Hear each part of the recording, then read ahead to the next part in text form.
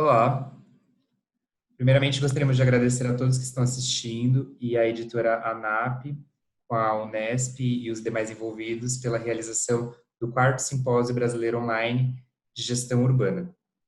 Hoje eu, Matheus Oliveira Costa, Eu, Guilherme Henrique Fatorelli Delarco, nós somos mestrandos na Universidade Presbiteriana Mackenzie, no programa de pós-graduação em Arquitetura e Urbanismo. Nós vamos apresentar o nosso artigo que tem o título O Mercado Imobiliário no Eixo Rebouças, aplicação das diretrizes urbanísticas para as zonas de estruturação urbana do Plano Diretor Estratégico da cidade de São Paulo a partir de 2014. esse trabalho nós iniciamos nessa pesquisa no primeiro semestre do ano de 2020 e decidimos então levar à frente para apresentar hoje aqui no simpósio. Vale ressaltar que durante o desenvolvimento dessa pesquisa tivemos algumas limitações devido à pandemia de Covid-19 no cenário global e que atingiu a nossa cidade de São Paulo. Então tivemos algumas limitações nas visitas em campo, nas buscas de informação, mas no fim deu tudo certo. Como objetivos então do nosso trabalho, temos a busca por analisar a resposta do mercado imobiliário paulistano frente à aplicação dos parâmetros qualificadores previstos no Plano Diretor Estratégico de 2014 para as zonas de estruturação urbana. E o nosso objeto de estudo é a Avenida Rebouças, que é uma zona de estruturação urbana. E como objetivos específicos, introduzir a evolução histórica do eixo Rebouças, considerando os aspectos da dinâmica metropolitana e seus reflexos no ambiente construído, diagnóstico da ocupação do território diante da Lei Municipal 16.050 de 2014, que é o plano diretor, e da Lei Municipal 16.402 de 2016, que é a Lei de Parcelamento, Uso e Ocupação do Solo, e apresentar como que os lançamentos imobiliários entre 2014, desde a aprovação do plano diretor, até junho de 2020, onde encerramos o desenvolvimento da pesquisa, aplicaram as diretrizes específicas para o eixo de estruturação da Avenida Rebouças. Como metodologia, considerando as limitações da pandemia, tivemos a revisão bibliográfica do histórico do desenvolvimento urbânico da região da Avenida Rebouças, levantamento dos parâmetros qualificadores do espaço urbano, mapeamento e análise dos novos lançamentos imobiliários presentes no eixo, levantamento de informações por meio de pesquisa nos informativos comerciais e conversando com as incorporadoras, e elaboração do quadro quantitativo apresentando os resultados obtidos. Para começar, o artigo ele inicia com uma observação do histórico da ocupação do eixo Rebouças, que é o objeto do nosso trabalho. Então, foi feita uma periodização a partir dos momentos do desenvolvimento urbano, em que a gente considera o primeiro período até a década de 1940, em que a característica do desenvolvimento urbano nesse local foi principalmente definida pela constituição do eixo que ligava polos produtivos da cidade, polos de consumo, polos residenciais, né, especialmente em relação também à região metropolitana, à região de Osasco, que tinha um polo produtivo, e também a característica de uma ocupação que foi muito característica, inclusive, da cidade de São Paulo, que era uma ocupação residencial de baixa densidade, promovida pela companhia City. No caso do eixo Rebouças, a gente identifica o bairro Jardins. Da década de 1940 a 70, a gente observa, principalmente a partir dos estudos da Sarah Feldman em 2005, a construção do zoneamento paulistano, né, em que começam a definir diretrizes de ocupação urbana, diretrizes de aproveitamento ao longo dos eixos, começam a se identificar formas as criações de novas centralidades, a criação de novos eixos de desenvolvimento, tanto para os usos residenciais quanto para os outros usos também. Também sempre em relação a esse aspecto também metropolitano da escala de produção, consumo e moradia, residência, né? Então, se observam essas centralidades nesse período e um certo desenvolvimento em direção à verticalização também. Da década de 1970 até 1910, a gente já observa a constituição dos regramentos urbanísticos. Então, com o plano de desenvolvimento integrado, né, o zoneamento de 72, e daí em diante, na década de 2000, com o plano diretor e o plano diretor de 2002 e o zoneamento de 2004, né? que a gente observa é que nesse período já existia, aí sim, na legislação urbanística, já existia um direcionamento para a ocupação, que se promovia um incentivo ao uso residencial, um pouco diferente do que a gente tem hoje, mas também a gente observa ao longo do eixo um polo importante, que é a operação, o polo da Faria Lima e também o polo da Avenida Paulista, em que, entre estes, existe a ligação da Avenida Rebouças, que é esse importante eixo, né? Nessa legislação de 2000, da década de 2000, já foi observada essa vocação de transformação urbana pela zona de centralidade linear, que é uma zona que vai ao longo do eixo Rebouças, então a gente já identifica um direcionamento da legislação urbana nesse sentido de diversificar os usos, né? Algo que vai se repetir também no Plano Estratégico de 2014 e na Lei de Parcelamento e Uso e Ocupação do Solo de 2016, que é o objeto do nosso estudo. Então, na sequência, a gente já mostra o resultado disso. Do lado esquerdo da Avenida Rebouças, a zona preservada, né, residencial, que corresponde à Companhia City, o bairro Jardins, e a outra, que é o objeto do nosso estudo, ao lado direito, que é a zona de estruturação urbana, onde a gente já vai prever os adensamentos ao longo do eixo de transporte. Na Avenida Rebouças tem um corredor de ônibus importante, a gente vai também ter o eixo da linha amarela do metrô, que também corresponde a essa necessidade de adensamento ao longo do transporte público, dos eixos de transporte público. Então, agora, aprofundando nas diretrizes urbanísticas do Plano Diretor de 2014, vamos entender como funcionam os eixos de estruturação da transformação urbana, que é o caso da Avenida Rebouças que estamos estudando. Os eixos, eles são definidos com a proximidade de uma estação de trem ou metrô ou a linha de um corredor de ônibus, que é o caso, como o Guilherme falou, da nossa Avenida Rebouças. Quando está situado perto de uma estação de trem ou metrô, o eixo é definido no raio de 400 a 600 metros dessa estação. Já nos corredores de ônibus, é definido de 150 a 300 metros, conforme o diagrama da imagem. E dentro desses eixos de estruturação e transformação urbana, na zona de estruturação urbana, temos, então, os seguintes instrumentos urbanísticos. O primeiro, a fachada ativa. A fachada ativa, ela busca trazer uma transição suave entre o espaço público da rua com o espaço privado do lote. Ou seja, em vez de muros, barreiras entre o pedestre e quem está dentro do lote, são propostas lojas ou comércios que realmente sejam ativos ao pedestre, que tenham uma interação com a escala humana que está na calçada, que seja frequentando o restaurante ou a loja, com vitrines, em vez de grandes barreiras visuais.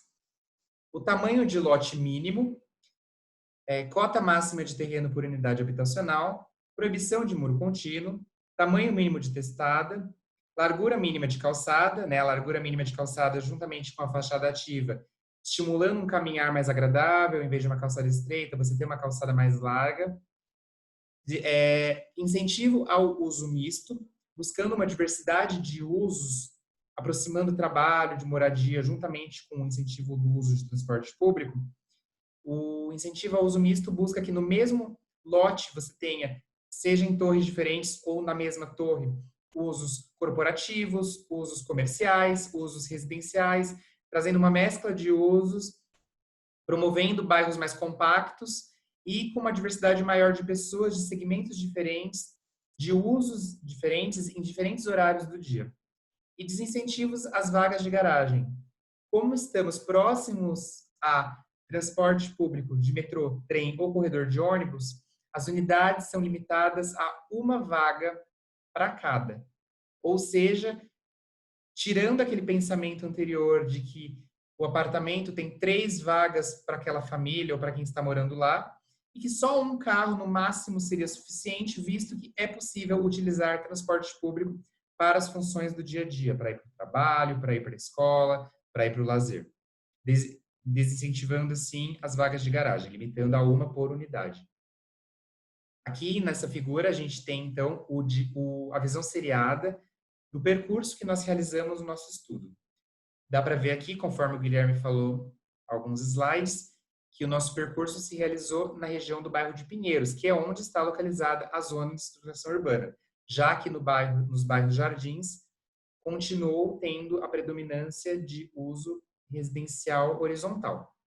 Vendo aqui nas imagens da nossa visão seriada, nós fotografamos diversos lançamentos imobiliários ou edifícios em construção que reforçam, então, que realmente está havendo uma transformação nessa área, com o aumento do mercado imobiliário agindo nessa região, visto que, quando são utilizados os instrumentos urbanísticos, pode ter um aumento do coeficiente de aproveitamento, que acaba sendo vantajoso para o mercado imobiliário quando utiliza os instrumentos que são vantajosos para a cidade e para a sociedade. Aqui, nesse mapa, nós temos, então, a separação do setor Faria Lima, mais próximo da Faria Lima, da Avenida Faria Lima, da parte mais baixa da Avenida Rebouças, e do setor Cerqueira César, na parte mais alta, próxima à Avenida Paulista, onde nós fizemos esse mapeamento dos lançamentos imobiliários na região, que ilustram a tabela a seguir com os resultados. Antes de entrar na tabela, a gente só precisa indicar quais são os parâmetros qualificadores que foram analisados para cada empreendimento, que é também o objeto desse artigo. Então, para a cota máxima de terreno por unidade habitacional, a gente observou a quantidade de apartamentos para cada edifício residencial, considerando a área de cada um. A fachada ativa é um instrumento que ele é incentivado na medida em que ele não entra para o cálculo do valor da outorga onerosa, então ele é também de interesse do mercado imobiliário, a gente vai ver como que ele foi aplicado ao longo do eixo. A fruição pública também é um incentivo, também possível de aplicar no eixo, mas também tem uma certa limitação no caso do eixo Rebouças. O uso incentivado a gente vai analisar de acordo com os setores considerados, e a doação de calçada também de acordo com a quantidade de empreendimentos que aplicou. Então, na sequência, foi desenvolvida toda uma tabela que representa cada um desses índices. Então, as 4 últimas colunas representam a aplicação ou não da fachada ativa, fruição pública, doação de calçada e do uso incentivado. As colunas do meio são as tipologias residenciais, que a gente vai analisar o que cada empreendimento adotou, né, considerando também a questão territorial. O uso predominante e o número aproximado de pavimentos, onde a gente observa as características de verticalização e aproveitamento do solo. Na sequência, então, os resultados, a gente pode considerar que das tipologias residenciais existe uma distribuição quantitativa regular ao longo do eixo. Mas no setor Faria Lima tem uma predominância dos empreendimentos que aplicam todas as tipologias residenciais, que é 40%, acompanhado pelos que aplicam somente unidades residenciais até 50 metros quadrados, correspondendo a 22%. Isso é interessante para analisar a questão territorial em relação ao setor Faria Lima, que tem um uso mais diversificado, na verdade tem um uso também concentrado comercial, corporativo. Já no setor Cerqueira César, existe uma predominância dos usos residenciais, mas em termos de distribuição de unidades residenciais em área, não tem grande diferença, a distribuição é uniforme. Em relação à fachada ativa, o eixo total, em relação ao eixo total, ele é vastamente aplicado. É um dispositivo do plano diretor da Lei de Uso e Ocupação do Solo, que corresponde no eixo Rebouças a 64% dos empreendimentos. Então, é vastamente aplicado a fachada ativa. É um dispositivo que foi bem aceito pelo mercado.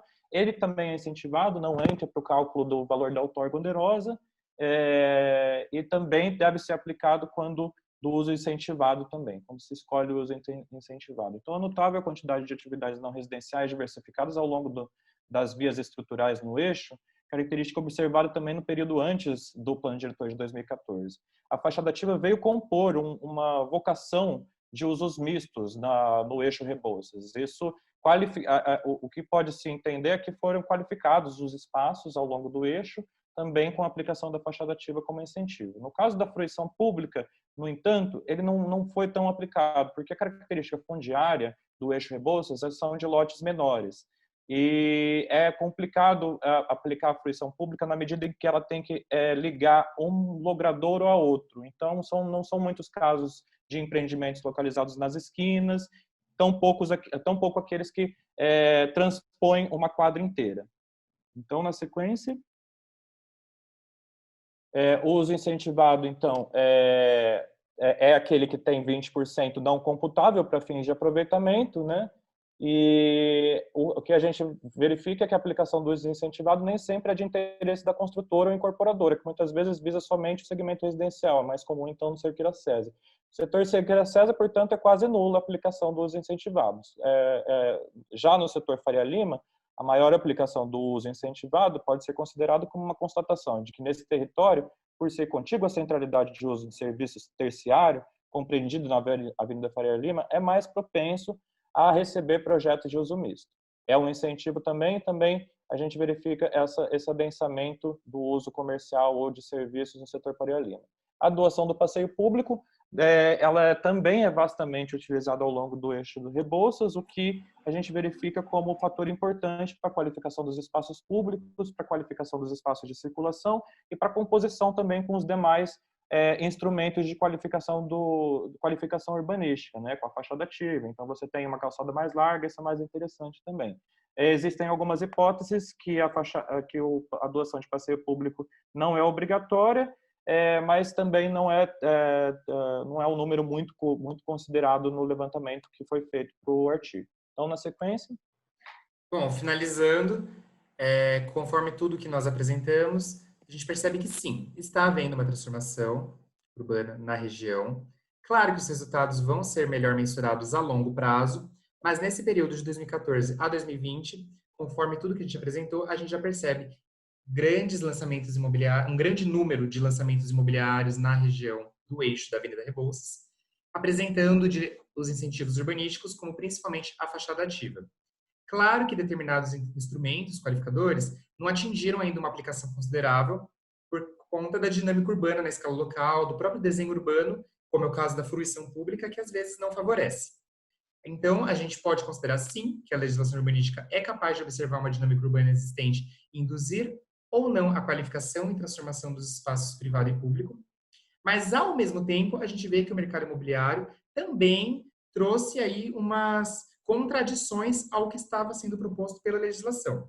Um exemplo que nós notamos muito foram grandes lançamentos, assim, com muitas unidades residenciais, sendo que parte delas era de estúdios, apartamentos menores de metragem por volta de 20, 30 metros quadrados, com anúncios já visando atrair investidores e com nenhuma vaga de garagem, e, na mesma edificação, apartamentos de metragens maiores, com 2 ou mais vagas de garagem, atraindo famílias ou compradores mesmo, tanto individuais, casais, com filhos, que querem morar lá e querem ter mais de um carro ainda com esse pensamento conservador. Ou seja, se a legislação propõe uma vaga para cada unidade, a gente já vê que está havendo, então, uma reação contrária. Vagas que seriam dos estúdios dos apartamentos menores estão sendo transferidas para as unidades maiores com o intuito de vender mais fácil, contradizendo o que o plano diretor propõe, de estimular o transporte público, e atraindo esse pensamento ainda um pouco mais conservador de que seria necessário ter mais de um carro. Como referências bibliográficas, nós utilizamos Nabil Bonduque, Cândido Malta Campos, Nádia Somek, Sara Feldman, a legislação toda, claro, Raquel Ronick, Flávio Vilaça, entre outros.